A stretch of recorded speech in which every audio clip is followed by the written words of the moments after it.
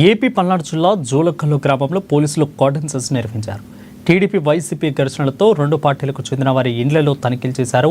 ఇక కొందరి నేతల ఇండ్లలో భారీగా మరణాయుధాలు దొరికాయి. పత్రాలు లేని 30 మోటార్ల సైకిళ్లు, కత్తులు, వేట కొడవలు, గొట్టలు స్వాధీనం చేసుకున్నారు.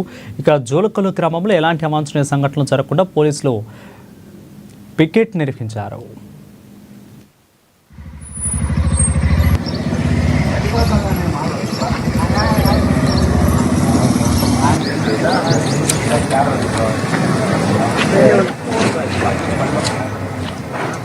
జోలకల్లు అనేటువంటి ఈ గ్రామంలో ఈరోజు ఈ కార్నర్ సెర్చ్ ఆపరేషన్ చేయడం జరిగింది.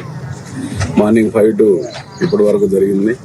ఊరు చాలా పెద్దది. ఇది ఇక్కడ ప్రీవియస్ గా కూడా ఒకప్పుడు మంచి ఫ్యాక్షన్, ఒకప్పుడు ఎక్స్ట్రీమిజం ఉన్నటువంటి ఏరియా.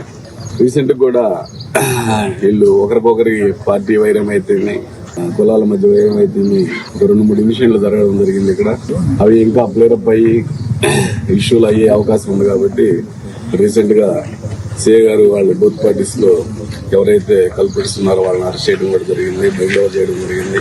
అయినా కూడా సబ్సిక్వెంట్ గా ఎందుకైనా మంచిది, ఇళ్లలో ఏమైనా ఇల్లు పాత అనుభవం ఉంది కాబట్టి వెపన్స్ కానీ ఈ బాంబింగ్ సంస్కృతి కూడా ఉండేటప్పుడు ఎందుకంటే మా ఎస్పీ గారు ఆదేశాలు ఈరోజు చేయడం జరిగింది. ఇది కార్నర్ సెర్చ్.